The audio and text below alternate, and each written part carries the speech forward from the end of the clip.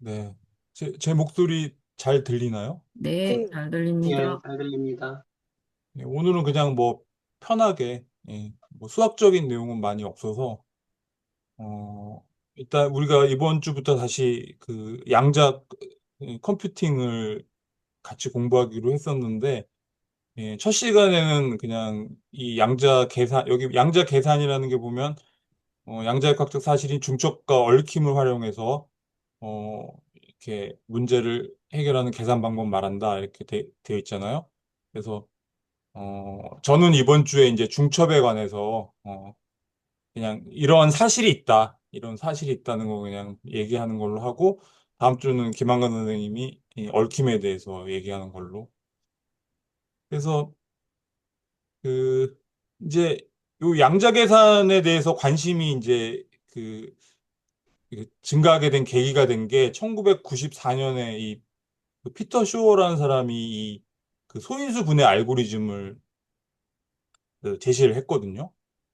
제가 혹시 시간이 되면 뒤에 이제 간단한 예시로 보여드릴 간단한 그 핵심적인 아이디어만 저도 잘 몰라요. 잘 몰라서 핵심적인 아이디어만 좀 전달해 보려고 하는데요. 그래서 이게 뭐냐면 지금 그 쓰이는 암호 시스템이 그 큰 수의 소인수 분해가 굉장히 어렵다는 점을 기반으로 하고 있는데 그 쇼 알고리즘은 그 양자 계산을 하면 그 요거를 그 현실적인 시간 안에 해결할 수 있다는 것을 보여줬어요. 그래가지고 그전에는 이제 양자 컴퓨팅이 단지 뭐 이론적인 걸로만 논의되다가 이게 현실화되면은 이제 현실 세계에 큰 영향을 줄 수 있겠구나 하는 거를 보여준 이게 알고리즘이거든요. 그래서 여기서도 이 중첩과 얽힘을 사용한다. 그래서 이게 뭔지를 우리가 한번 그냥 가볍게 그냥 보는 걸로 그렇게 했습니다. 그래서 저는 중첩에 대해서만 얘기할 거고요. 음, 뭐 중간에 뭐 이렇게 뭐 코멘트 있으면 얘기해 주시면 될 것 같습니다. 다음 페이지 가면은 예. 이게 이제 그 일단은 그 처음에 이게 어려운 것 같아요. 입자하고 파동이라는 게 있대요. 입자가 있고 파동이 있는데 뭐 입자는 뭐 알갱이 같은 거고 알갱이 알갱이 같은 거고 파동은 우리 이렇게 그 물에다가 뭐 던지면은 이렇게 동심원으로 쭉 퍼져나가잖아요. 그다음에 우리가 말을 하면은 말이 이렇게 공간으로 이 공기를 통해서 전달되잖아요. 우리가 파동의 법칙을 했구나. 그러니까 예, 그런 거. 예, 예, 그런 걸 파동이라 하는데 이 제가 그 여기 표시한 거는 뒤에 이제 찾아본 걸 올려놔서 그런데 여기 보면은 그 이 파동하고 입자가 이제 다른 거죠. 그러니까 우리가 파동은 그 매질이라는 거는 예를 들면 공기 같은 거거든요. 공기나 물 같은 게 매질인데 매질은 이동하지 않아요. 예를 들어서 물결 같은 거는 파도가 치면은 그 물 분자는 그냥 제자리에서 왔다 갔다 한다는 거예요. 제자리에서 왔다 갔다 하는데 그 출렁임이 쭉 이렇게 전달되잖아요. 그러니까 그거는 분자 자체는 그대로 있으면서 그 진동하는 것이 에너지로 쭉 옆으로 전달되는 것이기 때문에 입자하고 다른 거죠. 입자는 물질 자체가 그냥 이동하는 거니까.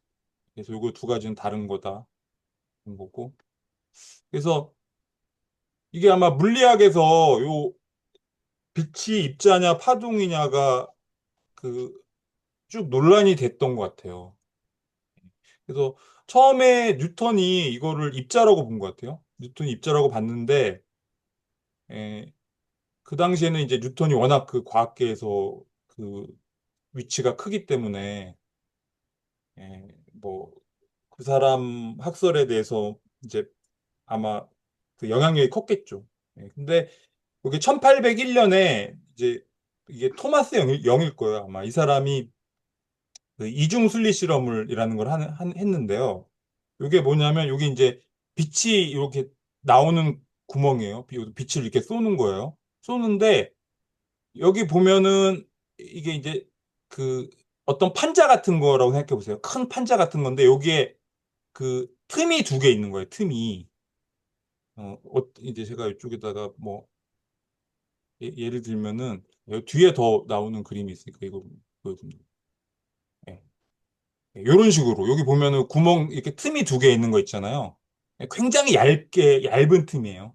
왜냐면 전자나 빛이라는 게 그 알갱이가 워낙 작으니까. 그래서 이런 건데 여기다가 이제 빛을 쏘는 거예요. 빛을 쏘면은 요게 이제 요 두 개의 구멍을 지나면서 이렇게 진행하다가 이제 퍼져나가잖아요. 그러다 여기서 간섭을 일으켜가지고 여기 그 무늬가 여러 개의 무늬가 요 스크린에 생기는 거예요. 그래서 요거 진짜 요거는 사진을 찍어 놓은 거거든요, 요게. 요런 식으로 줄무늬가 나와요. 음. 그래서 이렇게 여러 개의 줄무늬가 나온다는 거는 이게 간섭이 이루어졌다는 것이고, 아, 그러면은 빛은 어, 파동이겠다. 이런 결론이 나오는 거죠. 이 실험의 결과가. 그러니까 만약에 입자라면은 여기를 통과하면은 두 줄만 나올 수가 있잖아요. 여기는 이제 못 통과하면 여기 벽에 막히고, 통과한 거 만약에 알갱이다. 그래서 공 같은 걸 던진다고 치면 공이 이렇게 날아가서 그냥 여기 탁 되고, 이쪽을 통과하면 여기로 가서 두 줄만 나올 텐데, 이렇게 간섭을 일으키니까 이렇게 여러 개의 줄이 나와서 이런 식으로 나오는 거예요.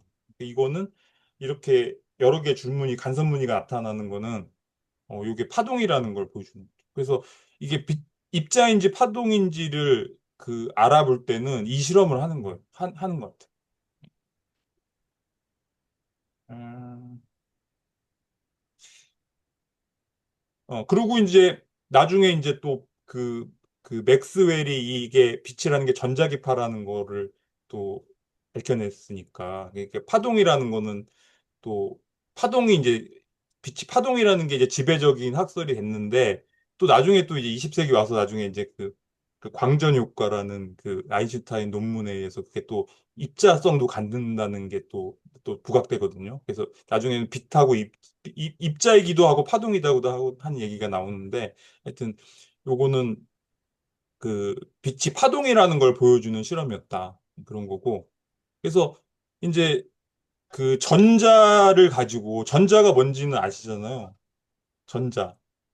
전자 아시죠? 그 원자의 주위를 돌고 있다는 그 전자. 그 전자를 가지고 똑같은 실험을 하면 어떻게 될 것인지 한번 실험을 해본 거예요. 그래서, 저기 질문하고 싶은데요. 네. 어,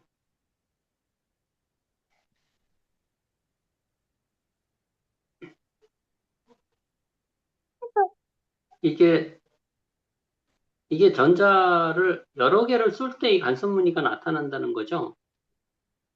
아, 이거는 빛의 실험만 한 거고 전자 실험은 예? 아직 지금 요거는 빛의 실험만 제가 보여드린 아, 거고, 그러니까 알갱이를, 빛을 여러 번 쐈을 때 간섭무늬가 나타난다는 거죠? 어, 요거는 이 토마스 영이 1801년에 했을 때는 그냥 빛을 비추는 거죠. 빛을 여기다 틈에다 통과하게끔 시켜가지고 이렇게 간섭 무늬가 나온 것만 확인한 것 같아요. 그 당시 실험은. 아, 네, 근데 이 실험이 그 네, 빛을 비추니까 네, 이, 그, 이 슬릿 사이로 빛 네. 알갱이가 여러 개가 나가는 거죠? 나가는 거겠죠? 그 빛 음, 알갱이가 하나가 나가는 건 아니겠죠?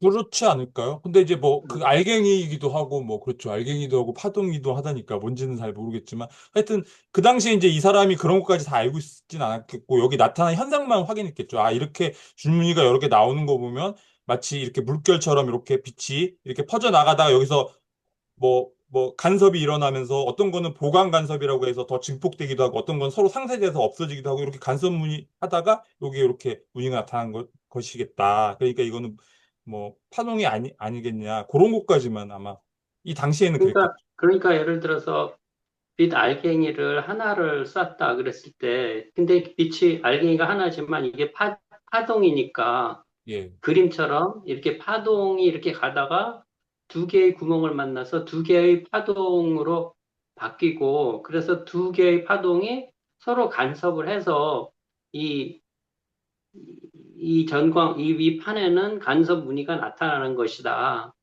음. 이렇게 해석하는 저는 그 겁니다. 실험을 이게. 잘 모르겠어요. 예. 그런 실험을 한 거는 저도 잘 모르겠고, 예.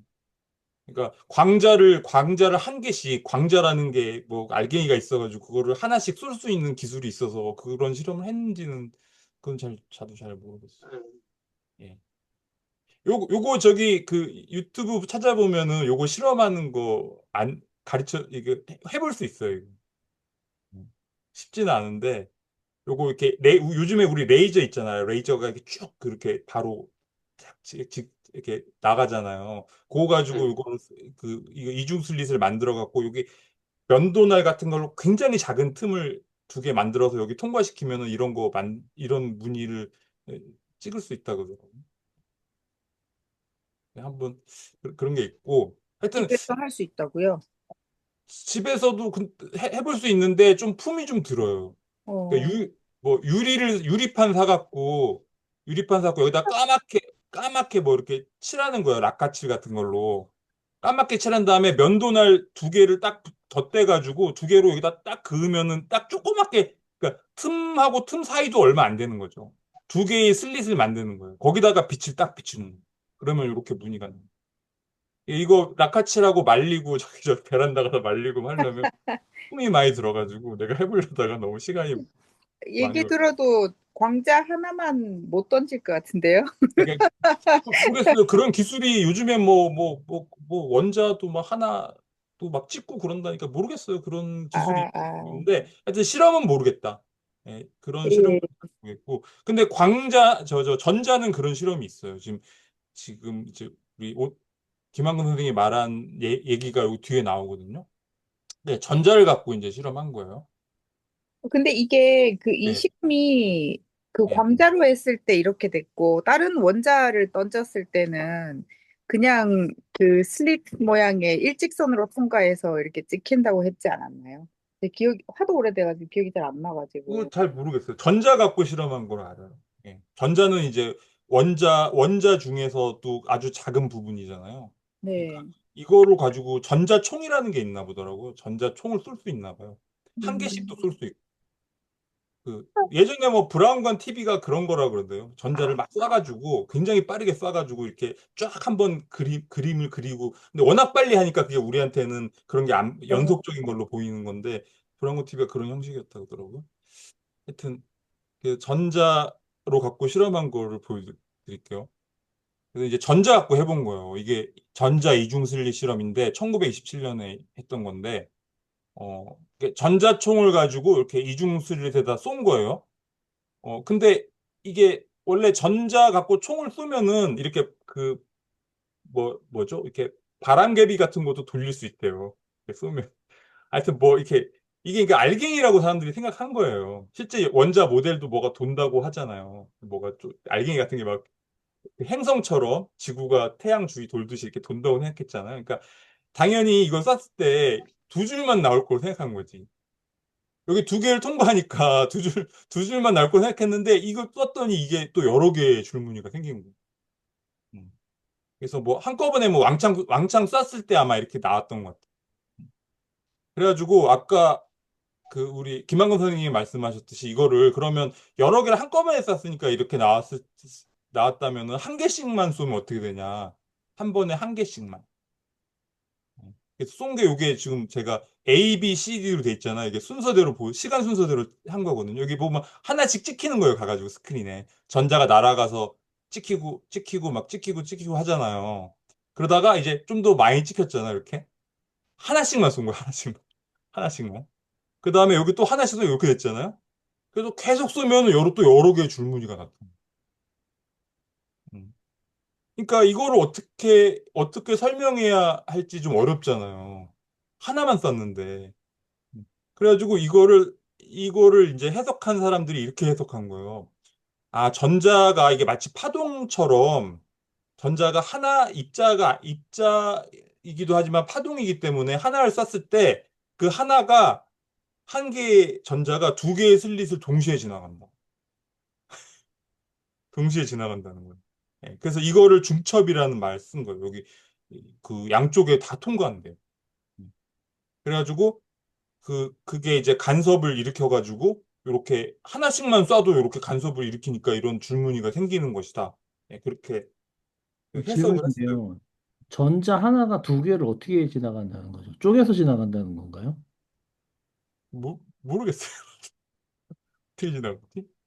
전자 하나가 파동처럼 두 개의 슬릿을 동시에 다 지나가는 거죠. 그러니까 그게 어떻게 되냐. 그 전자 하나가 갑자기 야 상상이 잘 안 우리 되는데 분리하자 하면서 또 분리해가지고 지나갔던 거를 다시 돌아와서 갔다는 건지 아니면 전자가 쪼개서 갖고 두 개를 같이 들어갔다는 건지 그럼 그러니까 하나 여기서는 전자가 거의 쪼개졌다는 것도 얘기가 안 여기서는 이해가 전자가 알갱이가 아니라 파동이라고 생각하면은 쉽게 이해할 수 있죠. 근데 한편으로는 전자가 또 알갱이처럼 보여지는 또 그런 것도 많이 있으니까 우리가 이제 좀 혼란이 있는 거죠. 근데 여기서 A, B, C, D가 한 개씩 한 개씩 계속 쏜 거 여러 개 쏜 게 D가 된다는 건 거죠. 한 예. 개씩 한 개씩 쏘가지고 시간이 지나서 이렇게 계속 쏘면 이렇게 되는 그러니까 그 거예요. 계속 한 개씩 계속 쏴서 시간이 지나면 D가 네, 된 네. 거예요? D가 한꺼번에 예, 쫙 그렇게 쏜 되는 게 아니에요, 거죠. 아니에요, 아니고 아니에요, 한꺼번에 쫙 쏜 게 아니라 아니에요. 그러니까 뭐 시간당 뭐 1초에 한 개씩 쏜다 그러면은 쭉 그치, 한 그치. 개씩 한 개씩 하나 이렇게 쏘고 쐈다는 거예요? 기다렸다가 아, 찍히는 거 보고 보고 또 또 기다렸다 또 하나 쏘고. 쏘고 또 찍히고 그다음에 또 기다렸다 또 쏘고 이렇게 한 거예요. 근데 그 자리로 똑 안 가는 게 좀 신기하네요. 그 그러니까. 같은 자리에서 쐈을 거잖아요. 뭐 이동해서 쐈을 거는 예, 아니니까. 예, 예. 그 생각하면은 이게 지금 그림상으로 그러니까 이 생각하면은 이중슬릿이 그대로 갈 굉장히 것 작다고 같은데. 보시면 돼요. 굉장히 이거는 크게 음, 그렸지만은 음, 굉장히 그 틈 사이도 작고 굉장히 작은 틈인 거죠. 예. 음. 그래서 거기에다 통과시키면은 이런 간섭 무늬를 만든다. 그래서 이 간섭 무늬를 어떻게 해석하냐도 또 어렵거든요.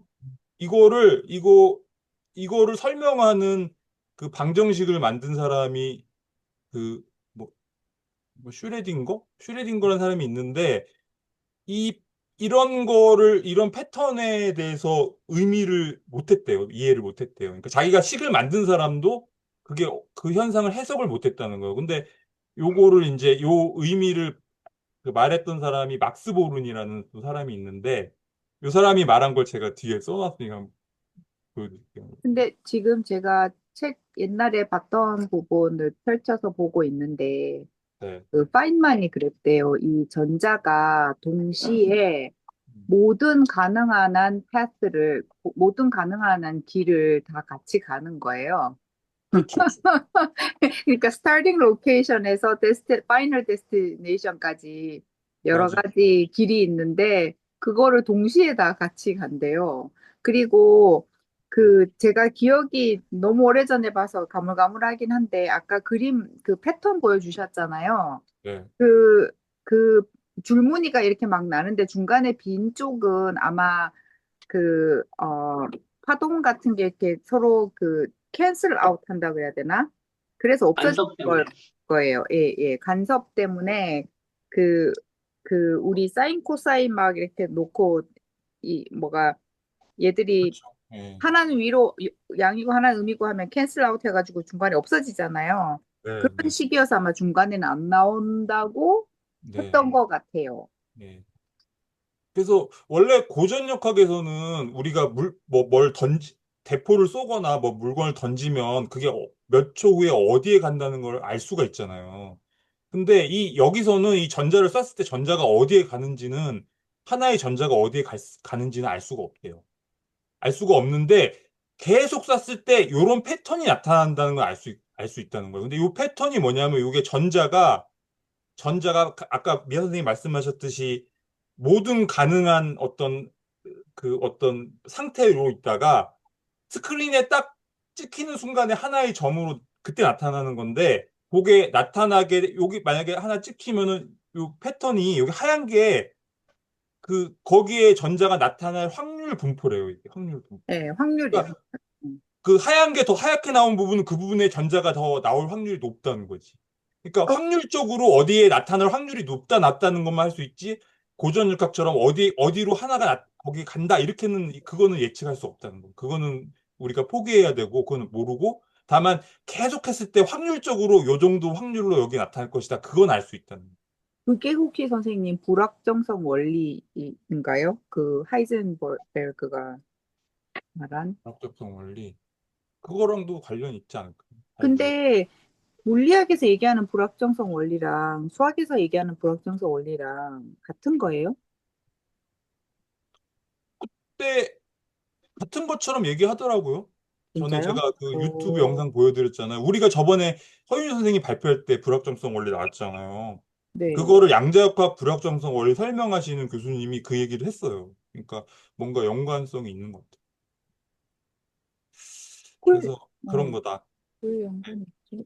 뼈 선생님 아니, 그게 제가 거기 공부를 아직 이제 캐치업을 못 해가지고. 근데 그 불확정성 원리도 거기에서, 어, 그 주기가 영원한데, 거기다가, 주기를 나는 뭐, t만큼만 볼 거야. 해가지고 정해서 봤을 때, 뭐가 불확정성 원리가 적용된다고 했지 않나요?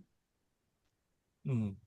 그게 거기 좀 이해가 좀 잘 안 됐었는데 그거랑 이거랑 연관이 있다고요? 네, 저도 잘 모르겠는데요. 모르는데 그게 관련이 있나 봐요. 그러니까 그렇게 설명하시더라고요. 그 얘기를. 그러니까 모든 그러니까 주기가 영원하기 때문에 주기를 특정하지 않은 상태에서 일부분만 봤을 때 그게 거기 그 안에 스펙트럼이 어떻게 표현이 되는가를 다 알기가 어렵다 뭐 이런 말이었는가? 이거랑 연결시키려니까 잘 안 돼가지고요. 네. 그러니까 그때 이거였던 것 같아요. 시간하고 주파수가 있으면 네.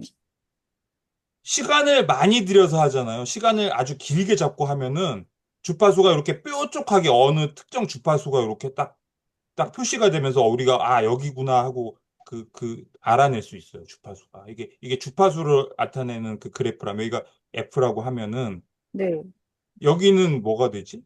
여기는 어떤 그 풀이의 개수나 뭐 스펙트럼이 음, 음, 될 거 아니에요. 음. 세기나 그런 거에 되겠죠? 네. 세기라고 해야 되나? 그래서 요게 뚜렷하게 나타나는데 어 그러니까 요거를 크게 하면은 그 그러니까 요거를 길게 잡으면 요게 좀 시간대가 우리가 명료하게 몇 초 때 뭐 이렇게 말을 할 수 없잖아요. 이거를 네. 시간을 길게 잡으면 그러면 주파수는 명확하게 딱 찍히는 거죠. 근데 시간을 만약에 굉장히 짧게 잡잖아요. 예를 들면은 맞아요. 뭐 그 어떤 특정 시점으로 딱 잡았다. 그러면 이게 주파수가 이렇게 좀 이렇게 좀 명료하지 않게 나와요. 아, 그러니까 물리학에서도 그 불확정성 원리는 뭐 두 가지를 한꺼번에 알 수 없다 이거였던 것 같은데, 네, 그죠? 그게 이거랑 뭐였죠, 어떤 그게? 관련이 있는지 저도 잘 모르는데 거기서 말하는 거는 예, 운동량하고 어 뭐죠? 다른 게? 속도인가요?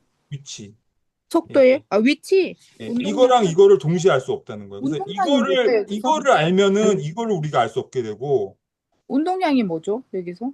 운동량은 그냥 쉽게 말하면은 질량에다가 속도를 곱한 건데 그냥 속도라고 생각하셔도 돼요. 속도. 음.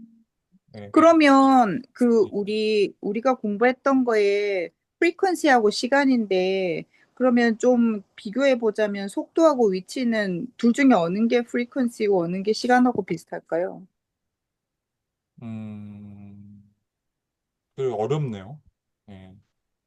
제가 생각하기에는 그냥 이거 잘 모르겠는데, 진짜 모르겠는데, 얘가 요거랑 좀 관련이 있을 것 같고, 위치가? 예. 얘가 이쪽하고 좀 관련이 있을 것 같은 느낌은 받는데, 잘 음. 모르겠습니다. 네. 하다 보면 또 뭐 생각이 들 것 같아요. 네, 뭐 한다고 알 것 같진 않지만, 하여튼 뭐, 네. 네, 뭐, 우리가 했던 게 그거랑 관련이 있다고는 그러더라고요. 그냥 생각해 보는 거죠, 뭐. 우리가 아는 범위에 대해서. 네. 그래서 넘어가서, 아, 그래가지고, 이게 중요한 질문을 여기 밑에다 써놨기 때문에, 이거. 음. 어, 그러니까 아까 이상돈 선생님 말대로, 그러면 이게 여기에 도대체 여기서 어떻게 가는지를 어디를 통과하는지 한번 살펴보자. 진짜 두 개로 나눠져서 같이 통과하는지 궁금하잖아요. 그래서 여기다가 전자 검출기를 설치하는 거예요. 이런 게 있대요. 이런 기계가. 그래서 여기를 지나가면 딱 잡는 거예요. 전자가 여기를 통과했다, 여기를 통과했다, 그 잡는 검출기를 설치하는 거예요. 그래가지고 어디를 통과했는지 확인하겠다 이거죠. 이러면 이제 어떻게 되냐는 건데, 어, 그게 이제 그 검출기 설치한 거 이렇게 눈을 그려놨더라고, 누가. 이렇게. 재미있게. 눈으로 이제 보는 거예요, 우리가. 어디로 통과한지 한번 들여다보는 거예요. 그러면은 어떻게 되냐면, 그 전자총을 하나씩 쏴든 뭐 여러 개 쏴든 쏘면은 두 줄만 딱 나와요. 두 줄. 간섭 무늬가 사라진다. 그 두 줄만 나온다는 게 전자 하나는 어떨 때는 좌측을 통하고 어떨 때는 우측을 통하고 이런다는 얘기신가요? 그렇죠. 그렇죠. 여기다 검출기 설치해서 딱 보면은 하나만 통과하는 것만 보이고, 그 통과한 거는 그대로, 이쪽 통과한 거는 이대로 와서 여기 찍히고, 계속 쏘면 여기에 찍히고 여기 찍히고 계속 이쪽에서 찍히고, 이쪽 통과한 건 계속 와서 이쪽에만 찍혀가지고 결국은 간섭 무늬가 없어져 버린다. 그러면 아까 저희 허윤희 선생님 말씀하신 것처럼 고정된 상태에서 쐈을 것인데 네. 전자는 왔다 갔다 하는 건가요?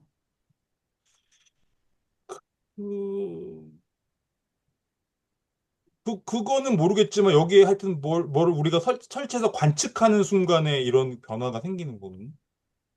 관측하는 순간에. 그래서 아마 이게 되게 중요한 의미를 갖는다 그러더라고요. 관측이라는 게. 이게 사실 되게 어려워요. 이 관측이 뭔지를 나는 솔직히 잘 진짜 좀 모르겠거든요. 이상하다. 관측, 이상, 그냥 보기만 한 거잖아요, 어떻게 사실은 보면. 봤다고 우리가 되는 건데, 여기서는 검출기를 설치해서 이렇게 그거를 기계가 딱 감지를 하는 거죠, 뭔가. 감지를 하는 순간 그렇죠. 어디로 갈지 정해져 버렸기 때문에 한쪽으로만 간다, 이런 건가? 그러니까 네. 그런 이거를 거죠. 해석하기가 어렵잖아요. 그런 어, 거죠. 예, 누군가가 관측을 당하면 그 순간에 이 파동함수가 붕괴돼서 하나의 점으로 그러니까. 예.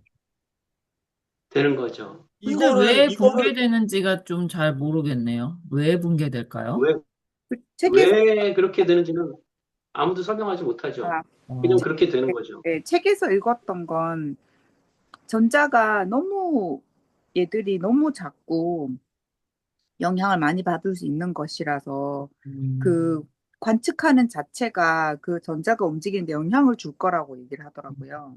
관측하는 그 기계 자체가 예. 얘를 영향을 끼쳐가지고 그 파동으로 가던 게 그 파동이 아니게 돼버리는 거예요?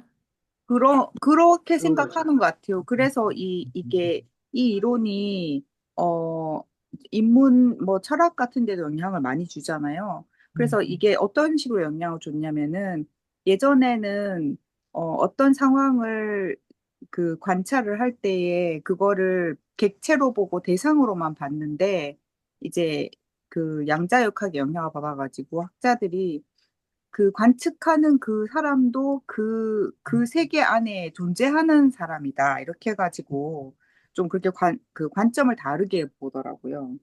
뭐 그래서 저는 그냥 그렇게 이해하고 있어요. 그러니까 이 관측기라는 게 우리가 너무나 이 작은 물질들을 보고 있기 때문에 관측하는 자체가 그 작은 것들에 영향을 주지 않을 수 없다. 그래서 그 영향을 줬을 때 얘가 이제 입자로서 행동하게 된다. 이렇게 나오더라고요. 근데 그 메커니즘은 이해하는 게 불가능하다고 그냥 얘기했어요. 받아들여야 되는 건가요? 그냥 그래가 현상이니까 현상을 일단은 받아들이고 실험에 따른 결과다. 실험에 대한 결과를 실험에서 나왔기 그냥 때문에. 근데 음, 이제 그러면 요게 어떤 조건 하에서 이렇게 되고, 이런 관측이 정확하게 뭘 말하는 건지 음, 궁금하잖아요. 예. 근데 이게 어떤 사람이 관측하는 걸만 말하는 게 아니고, 음, 어떤 이 전자가 어디에 무슨 여기에 어떤 알갱이에 부딪히거나 하는 거 있잖아요. 부딪히면 그 위치 정보가 어쨌든 그 누가 인지했다기보다도 어떤 생명체가, 의식을 가진 생명체가 인지했다는 그런 의미가 아니라, 뭐 어디에다 이렇게 자기가 자기 위치 정보를 노출하는 걸 말하는다고 해요. 그러니까 좀 어려운 의미죠. 이게 사실 관측이 좀 뭔지 잘 몰라가지고. 그래서 요거를 이제 이상하게 해석을 한 게, 이게 지금 현재 주류적 해석을 여기다 써놨거든요. 어, 이게 음, 이게 주류 해석인데, 주류 해석은 뭐냐면 이렇게 말하는 거예요.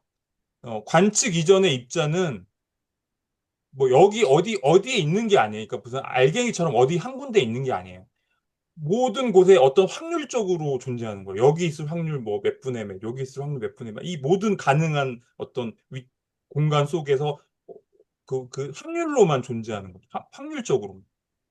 그래서 그런 상태를 이거 중첩이라고 하는 거예요. 우리가 이걸 중첩이라고 하고, 근데 이거를 수학적으로 파동함수로 나타낼 수 있다 그래요. 파동함수. 파동함수라는 게 있나? 왜 잘 몰라요. 그래서 근데 관측을 하면은 그 순간에 하나의 위치로 딱 고정이 돼버린다. 그리고 다른 가능성은 다 사라진다. 그래서 관측이 파동함수를 붕괴시킨다 이렇게 표현한다 그래.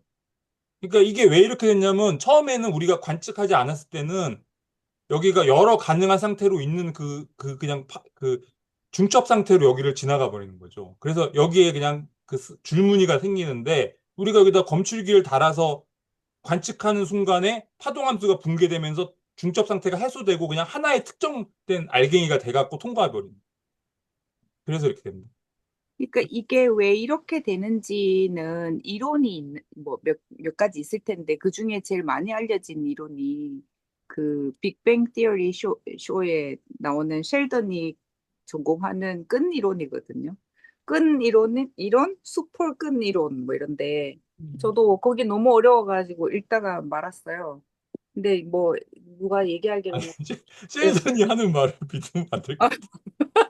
그래서 뭐 빅뱅이라면서 하는 말. 모든 것이 아주 이렇게 들여다보면 끈으로 이루어져 있다. 뭐 이런 얘기를 하던데 전 어려워서 잘 모르겠더라고요. 이제 다시 한번 읽어봐야 네. 돼요. 그게요. 잘 모르겠네. 그렇다. 이렇게 해석할 수밖에 없다, 지금. 그러니까, 관측하면 하나로 특정돼 버린다. 그런 거고요. 그래서 이제 이거를, 어, 보고, 예. 그래서 이제 이거 양자 컴퓨팅에서 이 이제 중첩을 이용하는 거예요. 그래서 그 고전 비트하고 달리 0과 1의 상태가 중첩돼 있다는 거지. 동시에 있다는 거고, 이걸 중첩이라고 하고, 이제 이걸 큐비트라고 하잖아요. 하나의 큐비트가 되는 거고, 0과 1이 동시에 있는 상태고, 이제 이걸 이용해서, 이걸 어떻게 생각하는지 모르겠는데, 이거 가지고 이제 무슨, 우리가 컴퓨터상의 이런 뭐, 게이트라 그러잖아요. XOR 게이트니 막 이런 거 있잖아요. 그것처럼 이것도 어떤 양자 게이트라는 게 있어가지고, 이걸 연산을 할 수 있게끔 설계를 할 수 있나 봐요. 잘 모르겠어요. 그래가지고, 그 모든 가능한 입력에 대해서 동시에 연산을 할 수 있게끔 할 수 있다. 그래서 제가 이제 여기서 제가 여기서 제일 어려운 게 하여튼 관측이 뭔지 그거가 제일 어려웠어요. 뭐냐면 이제 제가 뒤에도 보여드리겠지만, 이건 나중에 할까? 나중에 할게요. 이거 잠깐 감상은 젖혀두고 제가 요거를 이제 그 실제로 하는 예를 하나 보여드릴게요. 예. 그래가지고 아까 말한 쇼 알고리즘을 아주 간단하게. 예. 원래는 이게 사실 60이 이런 거 아니겠지. 원래 그 암호에 사용하는 수는 엄청나게 큰 소수거든요. 엄청나게 커요. 근데 그거는 너무 어려우니까 이게 간단한 예시로 60이라는 숫자의 인수분해를 하는 걸 한번 해볼게요.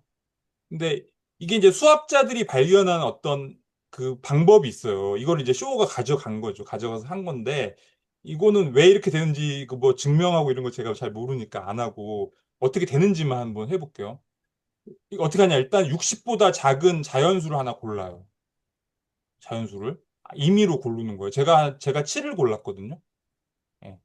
그 다음에 요 다음 숫자를 계산한다. 이렇게 숫자를 계산하는데 어떻게 하냐면, 여기 모두 이게 뭐냐면, 이게 뭐냐면요.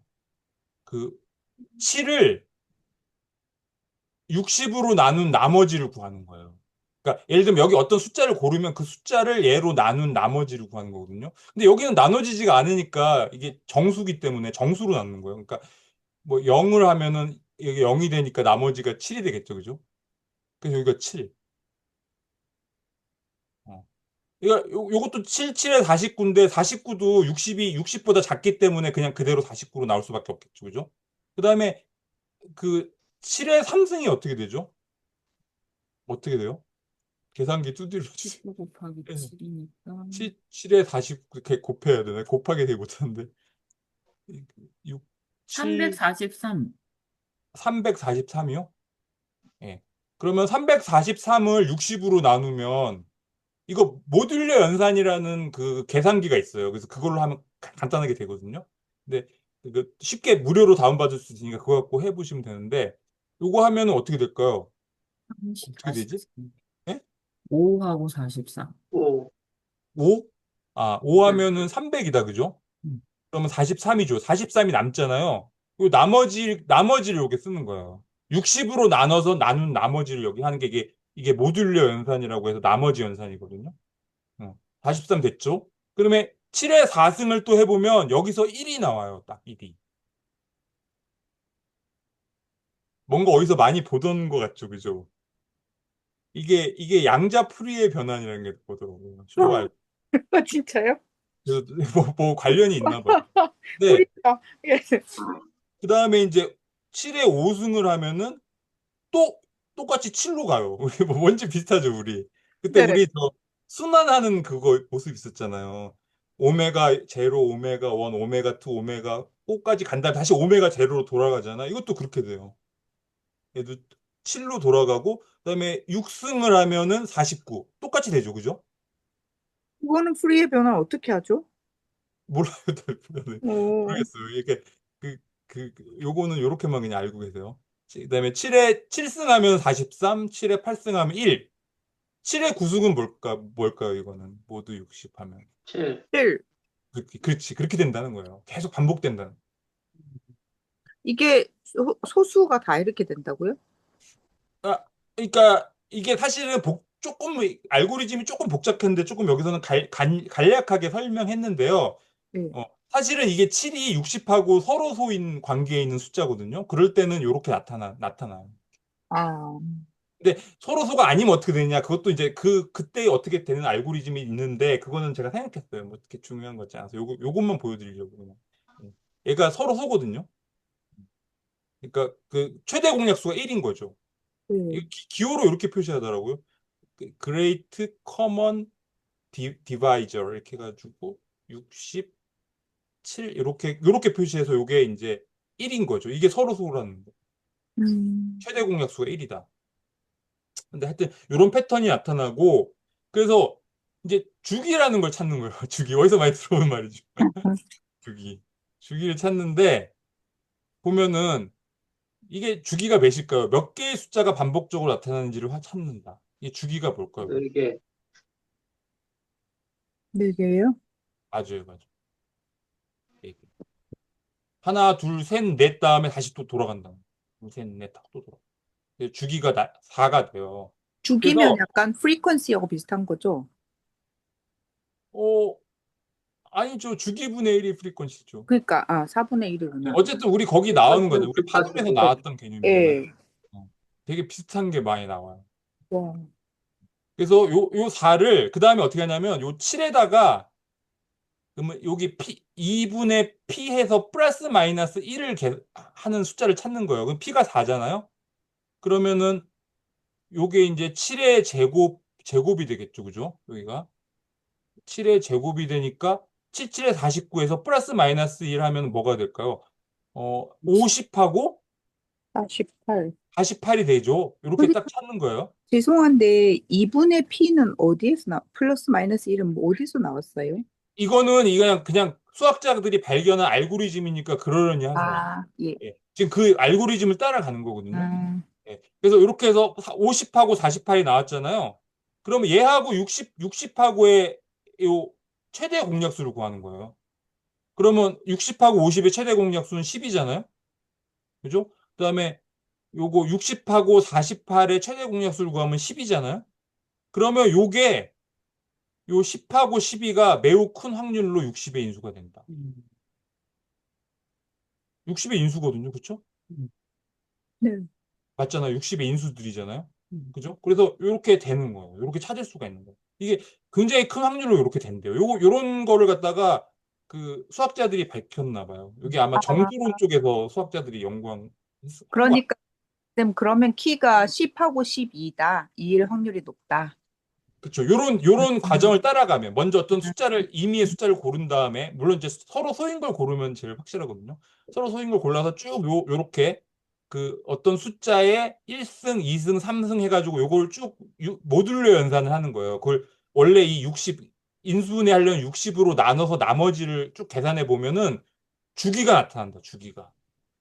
주기가 음, 나타나가지고 그 주기를 요 임의로 고른 수에다가 주기 나누기 2 해가지고 플러스 마이너스 1을 한 숫자들이 두 개 나올 텐데 이 음, 숫자하고 원래 우리 인수분해를 하려는 숫자하고 최대 공약수를 구하면은 그 최대 공약수가 60의 인수가 될 확률이 매우 크다. 이렇게 되게 됩니다. 신기합니다. 네, 근데 정말 뭐 이렇게 된대요. 그러려니 하세요. 저잘 이게 이 약간 그래서 알고리즘이라고 했나요? 네네. 근데 쇼 알고리즘이라고 했지만 이런 패턴을 이런 걸 발견한 거는 수학자들이 한 거예요. 이제 쇼는 이런 게 있다는 걸 알고 이걸 가지고 이제 여기서 이제 보세요. 여기서 많은 계산을 해야 되는 부분이 어느 거냐면 사실 이게 여기는 4번 만에 주기가 나타났잖아요. 그죠? 근데 굉장히 큰 수를 인수분해하잖아요. 그리고 우리가 임의의 수를 구해서 하면은 그 주기가 굉장히 커요. 그러니까 음, 아무리 저기 모듈로 연산 거 제가 예시를 만들려고 여기 60보다 좀 큰 수를 했거든요. 그래서 계속 하는데 계속 숫자가 나오고 반복이 안 되는 거예요. 그러니까 아마 언젠간 반복이 되겠지. 근데 제가 그것까지 다 찾으려니까 한참 걸리더라고요. 그러니까 이 계산이 굉장히 많은 계산을 요구하는 거예요. 지금 이거 계산하는 게. 그래서 이게 굉장히 어렵거든요. 이거를 그, 그래서 우리가 이걸 기반으로 암호를 하는 게 이런 알고리즘 아무리 써도 예를 들면은 뭐 한 20년, 30년 정도 해가지고 알아낸다. 이래봐야 소용이 없잖아요. 암호를 깨진다는 의미가 없는 거잖아요. 그러니까 그래서 우리가 이걸 암호로 쓰는 거예요. 근데 이거를 이제 이 쇼 알고리즘을 통하면은 이게 단기간에 그거를 할 수 있다는 거예요. 그러니까 이제 그러면 이제 암호 시스템이 문제가 되겠죠. 그래서 여기서 핵심적인 거는 이 주기 P를 찾는 거, 요것만 찾으면 되잖아요. 요거를 찾으면 되는 거거든요. 이 계산을 엄청나게 많은 계산을 해갖고 찾아야 되는데, 지금 고전 컴퓨터로는 이게 계산량이 너무 많기 때문에 그 단시간 내에는 할 수가 없는. 거예요.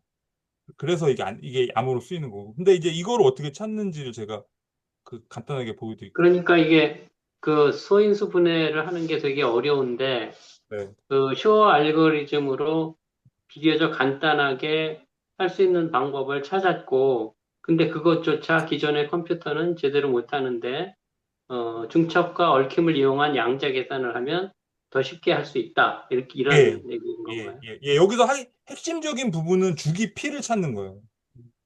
왜냐하면 요런 최대 공약수를 찾는 알고리즘 요거는 굉장히 빠르게 계산할 수 있는 우리가 방법이 있어요. 이거는 굉장히 쉬운 계산이거든요. 예, 요거는 그 유클리드 호재법이라는 방법이 있어가지고 요거는 굉장히 쉬운 거예요. 이건 쉬운 건데 여기서 제일 어려운 부분은 이 계산을 하는 거예요. 이 많은 계산을 뭐 여기다 1 넣고 2 넣고 3 넣고 해가지고 이거를 엄청나게 많은 숫자를 넣어가지고 계산을 하는 동안에 시간이 엄청나게 걸리는 거죠. 이게 문제인 거예요. 근데 이거를 이제 중첩하고 얽힘을 이용해서 빠르게 할 수 있다는 거예요. 그래서 제가 근데 그 다른 어려운 계산들도 많을 텐데, 왜 쇼 알고리즘을 계기로 양자 계산이 더 중요해지게 됐는지는 잘 모르겠네. 그러니까 이게 현실적인 문제가 돼버리는 거죠. 우리가 지금 이제 큐비트가 이제 몇 개밖에 안 되잖아. 지금 최신 얼마나 되는지 모르겠어요. 뭐 비밀로 해서 그런지. 하여튼 큐비트가 아직은 이걸 할 만큼의 그 큐비트가 안 생겼는데 만약에 양자 컴퓨터가 상용화 된다 하면은 이 알고리즘을 실행하는 순간에 지금 우리 지금 현재 암호 시스템 문 닫아야 돼요. 그 현실 세계에 영향을 준다는 걸 우리가 알아냈잖아요. 그러니까 사람들이 어, 이 양자 컴퓨터가 단순히 이론의 문제가 아니라 이 현실 세계의 이 문제가 되는 거구나를 그 알려준 게 이 쇼 알고리즘이죠. 그래서 근데 여기 양자 컴퓨팅에 관심 갖게 된 거예요. 부분적으로 상용화됐어요. 아이온큐 같은 경우에는 예. 그 빗 넘버가 큰 거는 안 하고 작은 거를 한다고 하는데 그거를 혼자 따로 쓰는 게 아니라 슈퍼컴퓨터 옆에 붙여가지고 그렇게 쓴대요. 그래서 음, 그 생물학적 뭐 발견 뭐 이런 거 있잖아요. 뭐 게놈 읽고 뭐 이런 것들 그 약 개발하고 이럴 때 이미 쓰고 있고 그다음에 그 방산산업에서 미국 방산산업에서도 이미 쓰고 있어요. 부분적으로. 예. 하여튼 이게 처음에 충격을 준 그 알고리즘이었고 그 오늘 저 이거 말고 무슨 검색 알고리즘도 있을 거예요. 양자 검색 알고리즘도 몇 개 있는데 이제 이거 이제 초창기니까 앞으로 이제 양자 컴퓨터 개발되고 하면 알고리즘에서도 뭐 새로운 게 나올 수도 있고 우리가 하다 보면 그럴 수도 있지 않을까. 하여튼 처음에는 이게 암호에서 이게 그 현재 쓰는 암호를 이제 완전히 그 이제 문 닫게 만드는 그런 문제가 된 거죠. 그러면 비트코인 이런 거 다 날아가겠네요. 근데 이제 거기서 이제 그거를 이제 새로 연구를 하는 거죠. 그 양자 내성 암호라는 거를. 근데 저는 좀 항상 이해가 안 되는 게, 그 스테이블 코인도, 어, 이더리움 기반으로 나왔다 그래가지고 사람들이 뭐 이더리움 네트워크를 뭘로 이렇게 보강을 막 한대요. 음. 근데 가능한가요? 비트코인도 그렇고 이더리움도 그렇고 다 나와 있는 건데 이거를 계속 그 운영을 하면서 계속 그것도 시스템 업그레이드를 할 수 있어요? 글쎄요, 전 잘 모르겠네요. 할 수 있지 않을까요? 근데 그거 그것도 궁금하고 그다음에 스테이블 코인을 그렇게 쓰면 이더리움 기반이라고 한다 그러면 현재 존재하는 이더리움 네트워크를 써서 한다는 건지 아니면 이더리움 뭐 오픈 소스인지 모르겠는데 그거를 다운받아서 자기 시스템을 새로 구축한다든지 뭐 그런 건 잘 모르겠더라고요. 일단 아니, 근데 양자 질문만 컴퓨터하고 이더리움이 무슨 관련이 있나요? 왜냐면 이게 이 계산을 빨리 할 수 있으면 인크립션 뭐죠? 암호화된 거를 다 깰 수 그런 있잖아요. 얘기가 보도됐었어요. 그 비트코인도 이게 양자 컴퓨터가 나오면은 비트코인 그게 좀 문제가 될 수 있지 않냐는 그런 얘기가 나오긴 했었던 것 같아요. 근데 이 아마 이제 거기에 대응을 하겠죠. 대응하는 알고리즘은 개발을 이미 하고 있어요. 예, 이미 그렇게 몇 년 전부터 하고 있는데, 그거를 개발을 하면 현존하는 비트코인 네트워크에다가 그걸 적용할 수 있을까? 뭐, 전 잘 모르니까. 네. 그거는 그분들이 알아서 하게 되는 거예요. 예. 선생님 너무 걱정 안 하셔도 예, 아마 잘 해내지 않을까. 좋고 그래서 이제 요거가 문제다. 요걸 어떻게 할 거냐. 이제 저는 이제 이게 왜 요게 요런 게 쓰이는가를 이제 보여드리려고 이게 좋은 예 같아가지고 그냥 간략하게 보여드리면 근데 제가 잘 알고 하는 얘기인지 모르겠어요. 잘 검증이 필요해요. 뭐냐면 어 요거를 이제 어떤 요거를 중첩 상태로 만드는 거예요. 여기 그러니까 이런 숫자들을 이게 이 범위를 어떻게 할 것인지 이것도 어려운 문제인데 제가 그것도 생각할게요. 잘 모르니까. 그래서 이 자연수들 어느 정도 범위의 자연수들을 이렇게 중첩 상태로 만드는 거예요. 큐비트에서. 그러면은 이게 이제 중첩 상태. 중첩 상태를 만든다는 게 어떤 의미예요? 그러니까 이게 아까 0이면서 동시에 1인 상태 있잖아요. 큐비트가. 음. 요런 큐비트가 여러 개 있으면은 여러 개를 가지고 이렇게 만들어서 1이면서 동시에 2이고 동시에 3이고 동시에 4이고 5이고 6이고 이렇게 중첩된 상태로 만든다. 여러 어떤 개를, 특정 숫자가 아니라. 여러 개를 그렇게 할 수 있어요? 할 수 있대요. 신기하네. 저한테 너무 그러지 마세요. 제가 뭐 할 수 있나 봐요. 예. 오, 그러니까 뭐 이게 중첩된 상태. 근데 이럴 때 여러 개 숫자를 중첩시키려면 이 큐비트가 아마 많이 필요하겠죠. 이게 어느 정도의 크기의 범위에서 할 것인지 많으면 많을수록 좋을 것 같아요. 그렇죠? 그래서 요거를 이런 숫자들을 다 중첩 상태로 중첩 상태.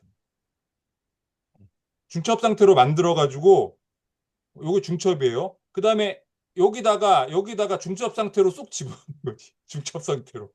여기다 쏙 집어넣는 거예요. 여기 I잖아요, I. I가 이 자연수들이거든요. 이 중첩 상태로 여기다 쏙 집어넣는 거예요.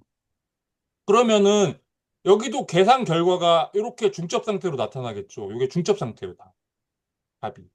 여기 막 9면은 어떻게 될까요? 9면은 다시 7로 가겠죠. 그죠?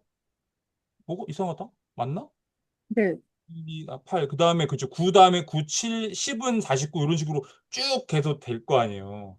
이 중첩 상태가 된다는 거예요. 그리고, 이게 다음 시간에 이제 그, 김한근 선생님이 하시겠지만, 요 입력값하고 요 입력 계산 결과 요거를 얽히게 만들 수 있대요, 이걸. 요거를 얽히게 만들 수 있대요. 얽히게 만드는 거예요. 이걸 할 수 있대요. 예, 할 수 있대. 그래가지고, 이제 중첩 상태에서 계산한 거예요. 중첩 상태 계산해가지고, 중첩된 결과가 나왔겠죠. 얘도 중첩이에요, 지금. 중첩된 결과가 나왔어요.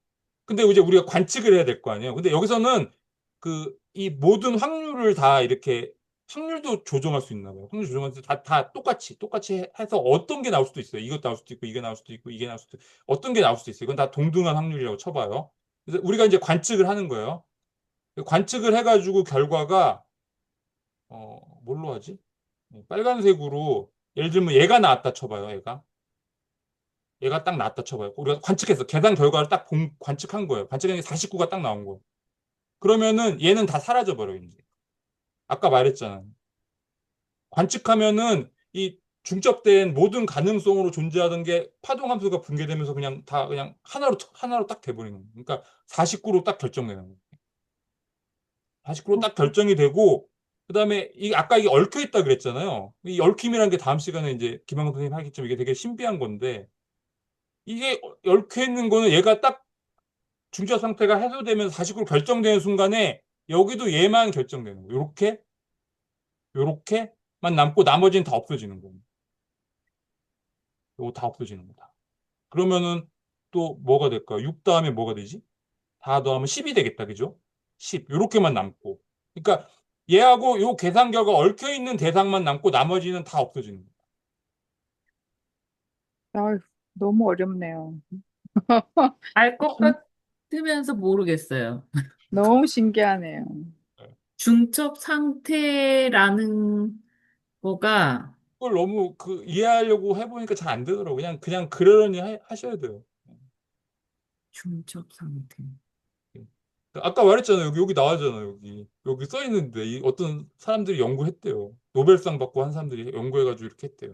아니, 그러면 컴퓨터에서 중첩 관찰, 상태에 있는데 어, 관측 순간에 우리가 봤잖아요. 결과를 봤더니 하나의 위치로 곧 확정된다고 했잖아요. 우리가 중첩 상태에서 계산을 했잖아요. 계산했는데 우리가 계산 결과도 중첩이고 입력도 중첩된 상태였어요. 근데 우리가 딱 관측했잖아요. 관측하는 순간에 이제 그 관측된 결과로 딱 특정되고 또 거기에 얽혀 있던 원래 입력도 그대로 그것만 남는 거죠.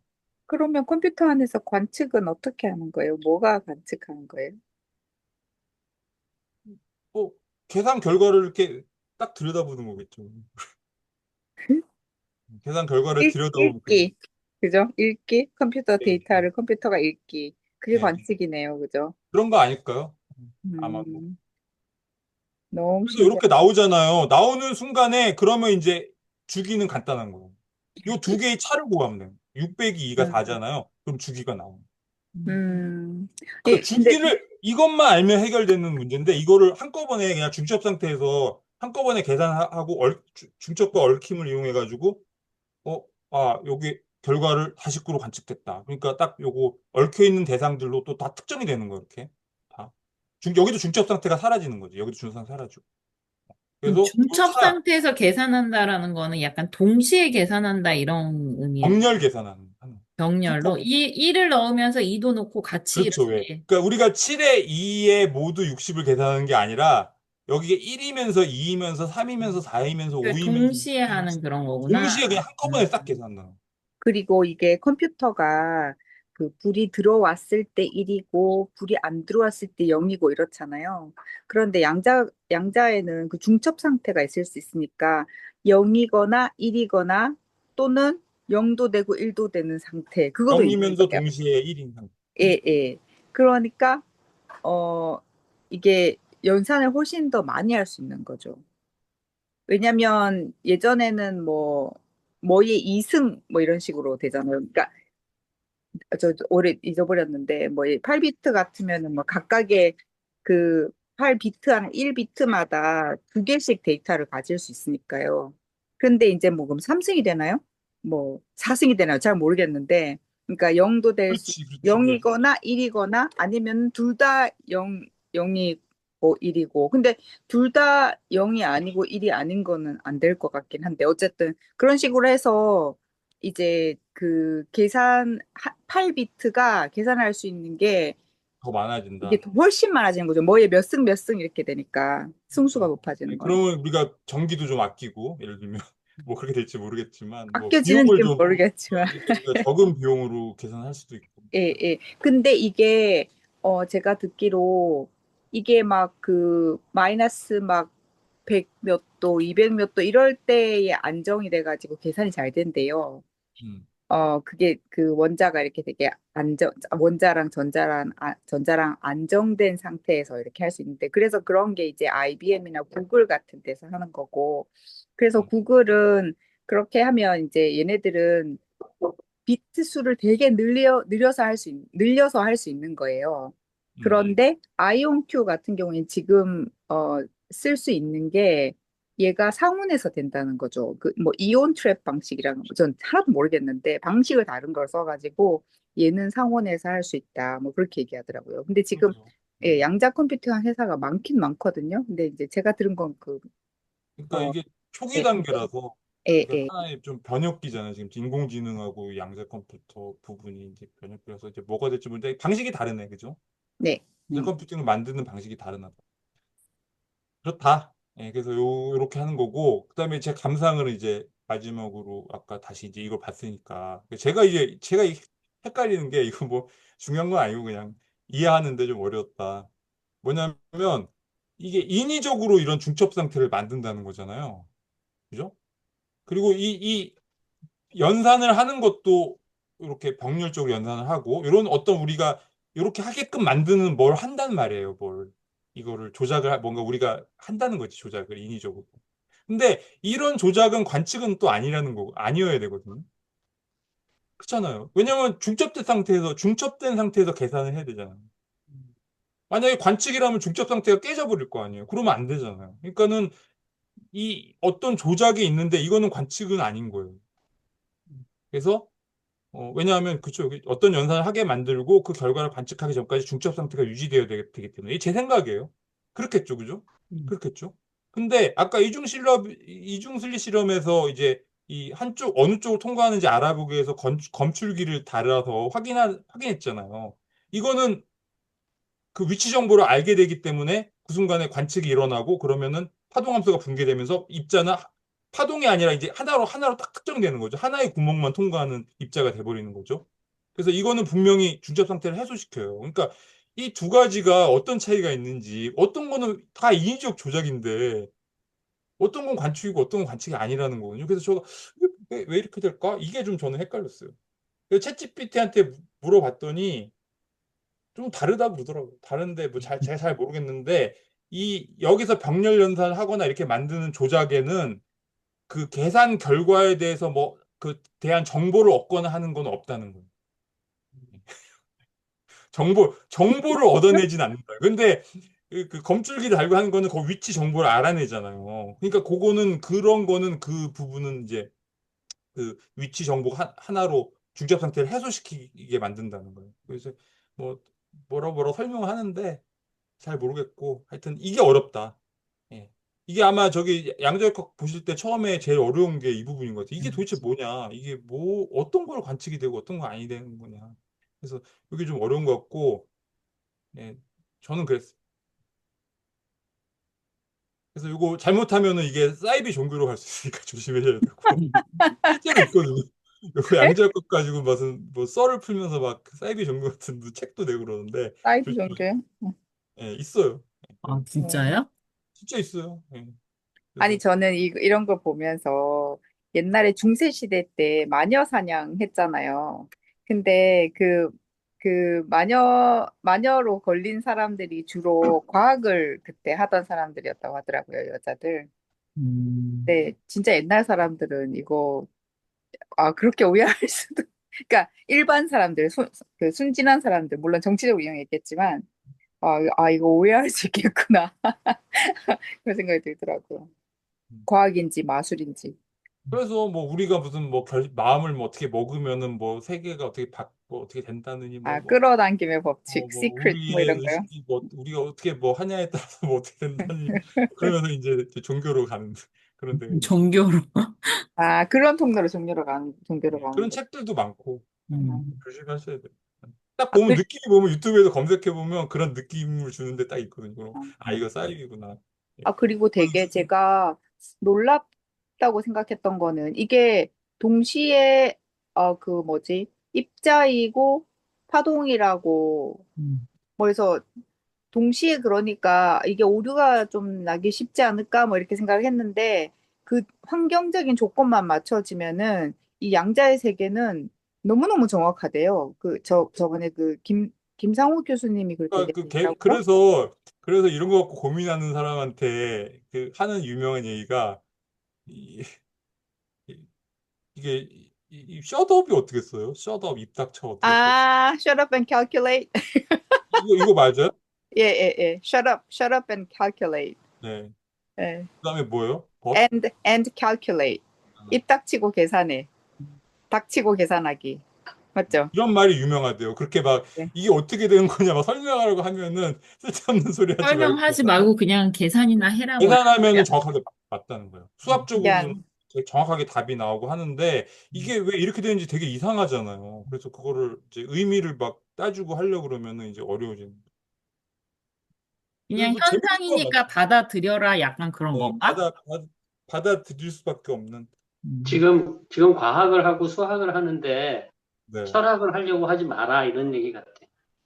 음, 근데 이게 사실 이거 양자역학의 역사에 대해서 보면 되게 재밌는 게 이게 이런 논쟁을 벌였거든요. 아인슈타인하고 이 일스 보어랑 이런 논쟁을 벌였거든요. 그 당시에는 철학적 논쟁처럼 생각해서 사람들이 음, 그냥 무시한 거예요. 다 무시했어요. 음, 그리고 왜냐면 아니었던 양자역학 가지고 지금 막 그 뭐 전자 문명도 만들고 막 뭐 여러 가지 뭐 과학적 업적이 나오는데 그거를 왜 이렇게 됐는지 따지고 있는 게 좀 별로 쓸데없는 짓 같잖아요. 그랬는데 그거를 이제 나중에 이거에 계속 문제 제기를 한 사람이 아인슈타인이에요. 이걸 못 받아들였어요. 음, 그래서 예. 이제, 그래서 뭐 여러 가지 이거의 모순점을 어, 지적하기 위한 사고 실험 같은 걸 계속 얘기하고 막 그랬거든요. 근데 그러니까 이제 과학자들 중에서 이게 좀 이상하다고 생각했던 사람들이 이거를 실험으로 예를 들면 EPR 역설 같은 나중에 이런 게 있는데 이 얽힘 현상에 대해서도 이게 얽힘이 왜 나왔냐면 지금은 이게 양자역학적 현상으로 하지만 아인슈타인이 이걸 얘기한 거는 이렇게 말도 안 되는 일이 벌어지는데 너희들 자꾸 그게 맞다고 할래 그런 뜻으로 한 거거든요. 근데 이거가 처음에는 이제 철학적 논쟁처럼 하다가 이거를 실험할 수 있는 거를 누가 개발했대요. 그 벨이라는 사람인데 이걸 실험하는 방법을 처음에 고안했고 요거를 그 2022년인가 노벨상 받은 사람이 있거든요. 누군지 이름이 생각 안 나는데 그 사람이 이걸 실험을 한 거예요. 이거를 이걸 실험을 해가지고 얽힘이라는 걸 밝혀냈고 그 양자 얽힘을 이용해서 지금 뭐 양자 통신이라든지 막 그런 걸 하잖아요. 그러니까 이게 단순히 뭐 그 당시에는 철학적 논쟁이라고 별거 아닌 것처럼 했던 게 지금은 이제 이걸 통해서 지금은 중요한 문제가 돼버렸어요. 그러니까 이렇게 너무 무시할 건 아니다. 예, 그런 것도 나중에는 더 큰 먼 문제가 생길 수가 있고 그걸로 노벨상도 받았거든요. 이 노벨상 받은 사람이 사실은 아인슈타인 말이 맞을 것처럼 생각한 거예요. 그러니까 이거 아무리 봐도 이상하잖아요. 그래서 이거를 하면은 아인슈타인이 맞다는 거를 밝힐 수 있을 거라고 아마 생각했던 것 같아요. 근데 결과는 뭐냐면 양자역학이 맞다는 거. 그런 게 결론이다. 그, 어, 이게 그거 그 노벨상 받았을 거야. 제가, 이름이 제가 생각 안 나. 책을 봤었는데, 양자역학을, 그러니까 뭐, 그, 뭐라 해야 되지? 아인슈타인이 계속 이제 사고 실험으로 가지고 계속 질문을 해가지고 양자역학이 더 결국은 그렇게 발전을 시키는 그 아, 맞아요. 원인이 됐다. 맞아요. 예, 그래서 나도 왜냐면 그런 느낌을 많이 받았어요. 뭐, 이게 우리 그 유튜브 같은 데 보면 아인슈타인이 뭐 바보, 아인슈타인 같은 천재도 이런 거 해서 바보 같은 소리 많이 했다는 식으로 많이 나오잖아요. 근데 아, 그렇다기보다는 그 사람이 그렇게 계속 문제 제기를 해서 오히려 이 양자역학이 기반도 확고해지고 이런 얽힘 같은 것도 중요한 문제로 부각되고 그랬던 것 같아요. 그래서 원, 예, 예, 그런 원래 게 중요하다. 예, 예, 원래 그렇게까지. 슈레딩거 고양이가 아인슈타인의 사고 실험이었거든요. 원래는 그 안에 고양이가 죽었나 살았나 그게 아니고 원래는 샷건이었대요. 그 안에 사람이 총이 쏴졌나 안 쏴졌나 사람이 죽었나 안 죽었나 원래 그게 아인슈타인 거였다고 하더라고요. 근데 이제 그런 사고 실험을 얘기하면서 이제 슈레딩거가 더 유명해진 거라. 예, 그러다 그게 말도 안 되는 일이 일어난다는 걸 자꾸 해서 하렸던 건데 지금은 양자역학을 대표하는 어떤 그런 걸로 맨날 나오잖아요. 예, 이렇게 맞아요. 신비한 거다 이렇게 할 때는. 음. 하여튼 그래서 그 딴 사람도 아니고 아인슈타인이 그런 질문을 막 하니까 질문할 때마다 그 그때 젊었던 양자역학 학자들이 전부 다 이렇게 약간 패닉한 거예요. 그래가지고 이제 막 아인슈타인이 질문하면 학회에서 질문을 하면 그날 밤에 양자역학 하는 학자들은 다 난리가 나는 거예요. 그래가지고 그 다음 날 와서 주로 이제 닐스 보어가 아인슈타인이랑 막 몇 시간씩 논쟁을 하면서 결국 답을 찾아내고 이제 막 그랬다고 하더라고요. 네. 그랬대요. 닐스 보그가 그랬대요. 아까 뭐, 미어 선생님 하신 말씀이 아마 닐스 보그가 한 말일 거예요. 아인슈타인이 계속 그 문제 제기를 해가지고 어, 양자역학을 이 책 되게 재밌어요. 이, 이, 이, 보이실 때. 아인슈타인 같이 생긴 사람이 있어요. 왜 책이 안 보이지? 책 이렇게. 제목이 뭐라고요? 이게 아인슈타인 His Life and Universe인데 워터 아이잭슨이라는 사람이 쓴 아, 거거든요. 근데 정규 작가인데. 이 책, 이게 안 보이지? 이 책 강추예요, 강추. 이거 정말 재밌어요. 정말 잘 써놨고. 그, 양자역학, 고전역학 그 아인슈타인이 그 발견했던 relativity하고 그 부분에서 양자역학까지 되게 잘 설명이 돼 있어요. 이 책이. 일단 녹화는 마칠까요? 네. 적당히 네. 한 것 같다.